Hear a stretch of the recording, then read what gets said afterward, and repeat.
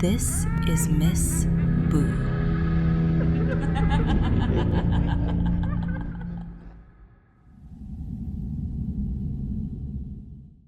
There's been a pattern on all of my vacations.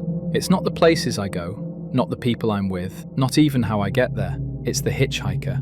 I've picked up a hitchhiker on every trip I've ever taken, and it's always been the same man. He never changes, never ages, never speaks.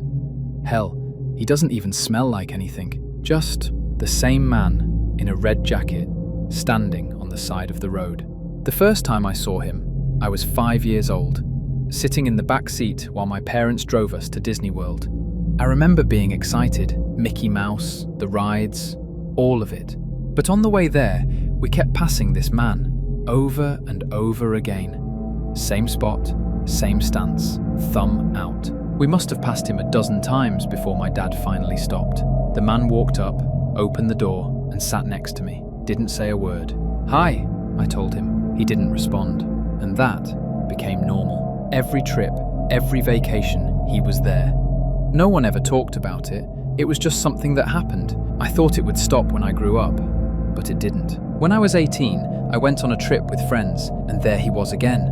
Same red jacket, same road, same everything. At first, I thought I was the only one seeing him, but then my friend Brian noticed. We kept passing him again and again, until finally, we stopped. He got in, sat down, silent, just like always. Years passed, different countries, different trips. France, Mexico, didn't matter. He was always there, waiting, watching, riding along, never speaking. Until one time, he did. I was driving to a campsite with my son. We saw him, like always. I pulled over, he got in, and then he spoke. "I don't know why you pick me up." His voice was dry, tired. I looked at him. "Excuse me?" He turned slowly. "Every time, no matter where you are, you pick me up." I didn't have an answer. "My dad used to do it. I guess I just kept doing it." "Who are you?" He shook his head. "I can't." "Why not?" "We're not supposed to talk to you. Not ever." "We?" I asked. "What do you mean, we?" He stared at me, like he didn't want to answer. "I don't want to do it. Not to you. You're the only one who ever picked me up." "Do what?" He looked down. "I'm sorry." And then he opened the door and got out. I watched him walk to the back seat, where my son was sitting. I tried to move. I couldn't. I tried to scream. Nothing came out. "Stop! Stop! Put him down! Jacob! Jacob!" I watched him carry my son into the woods, his blue jacket disappearing into the trees. Then I woke up. It was dark. I was at the campsite, alone. I called for my son. Nothing. I called my wife, panicking. "Where's Jacob?" She didn't understand. She said, "We don't have a son." I drove home that night. I knew I had a son. I knew it. But there was no proof.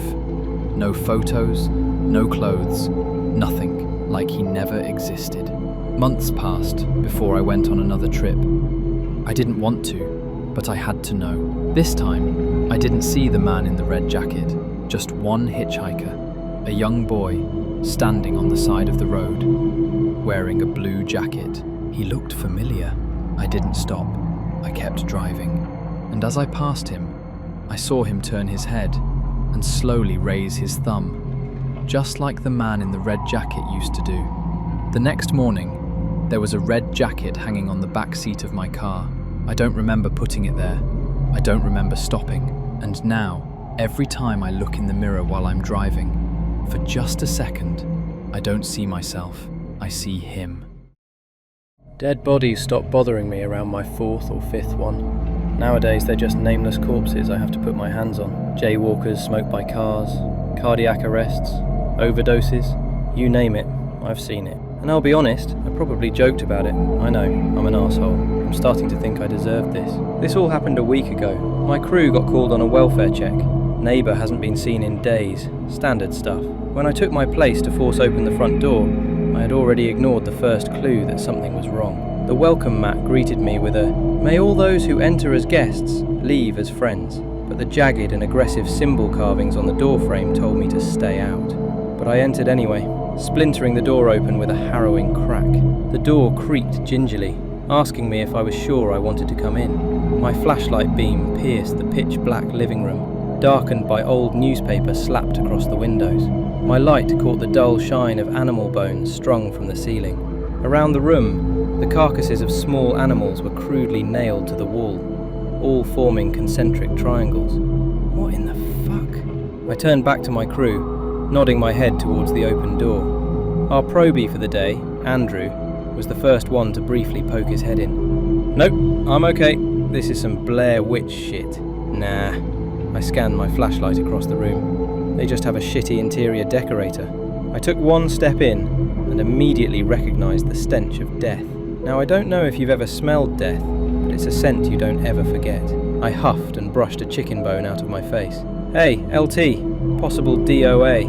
I continued making entry, my boots sticking to substances I'd rather not identify. I called out, "Fire department," hoping that someone living might respond.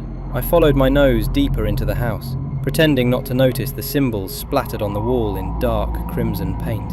Reaching the kitchen threshold, I pulled down a barrier of bone chimes and made my way in, and that's when I saw her. An elderly woman laid sprawl on the table, butcher knives pinning her by each extremity. Her skin was etched with more of those odd symbols, her flesh decomposing everywhere except the etchings themselves. Melted candles flanked her body, long since cold and untouched. Her mouth was stuffed with what I assumed was more animal bones, the upward ends slightly charred. And at the sight of this horrific scene, you know what wonderfully insightful thought came out of my mouth? "Damn, Granny, you're one kinky bitch, aren't you?" I'm not sure what I pissed off, but I'm pretty sure that's when I did it. Police made their entry, and the entire building was taped off as an active investigation. And since firefighters can't raise the dead, we were disregarded from the scene and were told to head back to station. Quick side note, it's an old superstition from fire and EMS that you wipe your feet at a doormat when you have a dead patient, or something will follow you back. Now, I never fully took stock in that superstition, but I'm sitting here wishing that I did. I should have wiped my feet on that stupid welcome mat, because I sure as shit did not leave as a friend. Once we got back, things went wrong almost immediately. I was getting ready for bed, brushing my teeth in the bathroom, when an image in the mirror made me double take. Those red glyphs were plastered on the wall behind me. I glanced back, the wall bare and boring. I sighed, assuming my nerves had gotten to me.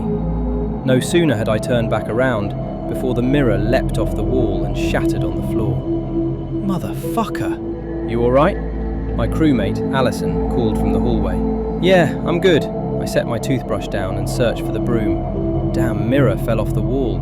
I went to work sweeping up all the shards, doing my best not to leave any behind. But before I threw them all away, the largest shard caught my eye. I picked it up and leaned closer, squinting to make sure I was seeing this right. It was the dead granny, clear as day, pinned to a table just like she was at her home. I turned the shard away, seeing if it was a trick of the light. When I turned it back, she was still there. I turned it again, still there. Once more, and back. Then her head jerked towards me, drilling an empty stare through me. She yanked her limbs from her restraints, one by one with a soundless slice. She slid off the table and flopped face first onto the floor. Face still dragging, she slithered across the tile and disappeared from sight. Once again, I was alone with my rapid heartbeat, holding an empty mirror shard. Then, in an instant, she shot into the frame of the shard, pressing her face against her side of the glass. I jumped, cutting my palm against the shard's edge, and I let it drop. It shattered across the floor of my bathroom, the brick now littered with tiny shards reflecting Granny's visage. Her eyes tracked me as I pressed myself against the bathroom wall. I ran from the bathroom, holding my wound and rushing to the kitchen. I flipped the faucet on and ran my hand under the water. Nothing seemed real. I drifted to the EMS cabinet and bandaged my hand, but I couldn't get Granny's face out of my memory. I made my way to my bunk and stared at the dark ceiling. I stayed that way for hours, unable to think or move. I just wanted to go home. Then I heard it. A wet slap shook the bunkroom window. A choked gurgle mumbled from outside. Anyone else listening would have heard nonsense, but I knew what it said without even wanting to. "Found you." I wanted to run. I wanted to grab something to protect myself with. I wanted to shake everyone out of their beds and warn them, but I couldn't move. I was frozen. I have no idea how long I lay frozen, until I heard the sound of our bunkroom door creaking open. The unforgettable stench of death followed. Tears ran down my face as I lay motionless, a pathetic cry stuck in my throat. Moist footsteps staggered closer and closer, undeniably heading straight for me. They stopped right next to me, the figure staring at me from the side of my bed. I muttered a single, "Help," before the figure of Granny cocked her face over mine. Choking back the animal bones, her toothless smile offered no comfort as she drove a sharpened blade through the cut in my hand, pinning me against the mattress. Finally able to make noise, I screamed, waking everyone in the bunkroom. The lights flicked on, and Alison rushed to my side. "Eric, what the hell is going on?" I shot up, grasping my still bleeding palm. My eyes flashed back and forth around the room, searching for Granny. Hey! Alison shook me by my shoulders. "Calm down. You had a nightmare and you scared the shit out of us. Go back to bed." Everyone returned to their bunk and went back to bed, and I sat there, too terrified to get up and clean my hand once more. That was a week ago, and I haven't been back to work since. Nothing strange has happened at home, but my hand hasn't healed at all. I'm due to go back to the firehouse tomorrow, and I'm scared. I'm so scared. Tomorrow looks beautiful across South Florida. Plenty of sunshine, warm temperatures, light breeze off the water. The anchor smiled like nothing in the world could go wrong. I turned off the TV and honestly couldn't wait for the next day. Not because I loved my job that much, but because Tyler was starting his first day. We'd known each other since we were 5. Same street, same school, same everything. We had this stupid, perfect plan. Computer science, cybersecurity, big money, same future. Life didn't care about that plan. He made it through college. I didn't. Failed exams turned into dropping out, and I ended up working construction in Brickell. First year was hell. Carrying weight, breaking my body every day. Then something clicked. I stopped complaining, started learning, took courses, got licensed. 2 years later, I was a crane operator. 500 feet above Miami, moving steel like it was nothing. Tyler drifted away. We barely talked, until one night he said yes to a beer. At first it was awkward. Small talk, forced laughs. Then, after a few drinks, we were back. Like nothing changed. Until he looked at me and said, flat, "I lost my job. Layoffs. No responses." 2 months before, rent crushed him. I didn't even think. I told him to come work with me. He laughed until I told him how much I made. Then he stopped laughing. I'm in. 6 weeks later, he was standing next to me at the crane, looking up like it was something alive. "Ready?" I asked. "I don't know," he said. I laughed. Good answer. We climbed. First 100 feet, he talked. After that, silence. At 160, he was locked in, breathing slow, watching my boots like I told him. When we got into the cab, he didn't even look out. Just sat there, trying to hold it together. The morning was perfect, exactly like the forecast. Clear sky, light wind. I started working, moving long steel girders, heavy, precise work. Tyler sat behind me, watching, asking questions. Hours passed. Everything normal. Then he said, "Man, look in front of you." The sky went black. Instantly. No warning, no clouds before that, just gone. The air felt wrong, heavy, like something was pressing down on everything. Then the wind hit, hard.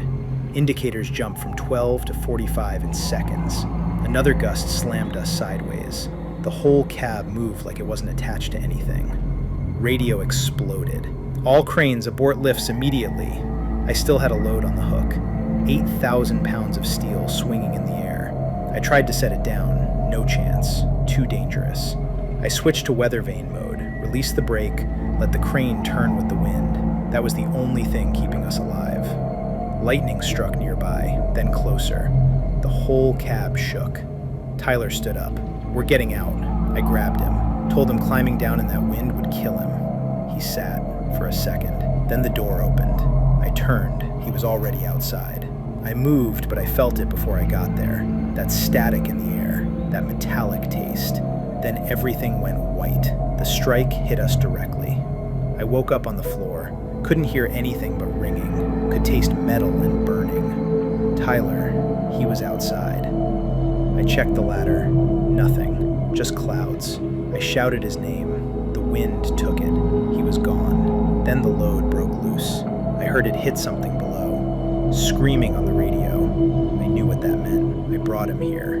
I told him to do this. The crane wasn't right anymore. It stopped reacting to the wind. The boom locked sideways, taking full force. Then I heard it, that sound, a ping, metal under stress, the one they warn you about, the one that means it's already too late.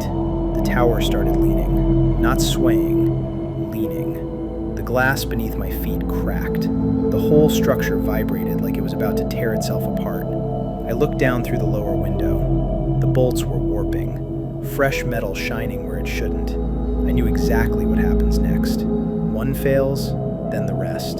Then everything goes down. I had nowhere to go. No signal, no help, just me and the storm. So I climbed. No gear, wet ladder, wind hitting me sideways. I fell once, caught the ladder with one arm, felt it snap inside me. Didn't matter. I kept going, one rung at a time, counting, breathing, not looking down. I saw the ground eventually. Lights, people, rescue teams, 60 feet. Someone reached out with a harness. I tried to grab it. My hand slipped. I fell. I opened my eyes. I was back in the cab. Blue sky, light breeze, exactly like the forecast. The crane was fine. No damage. I walked to the window and looked down. The site was destroyed. Steel twisted, concrete broken, ambulances everywhere. And at the base of the crane, 2 bodies. One burned, one broken. The radio clicked. Crane 3, why did you go up? We issued a shutdown this morning. No one was supposed to be there. I looked at my hands. I couldn't feel them. I couldn't feel anything. And then I understood. We never came down. If this story gave you chills, don't forget to subscribe, because the next one might be even worse.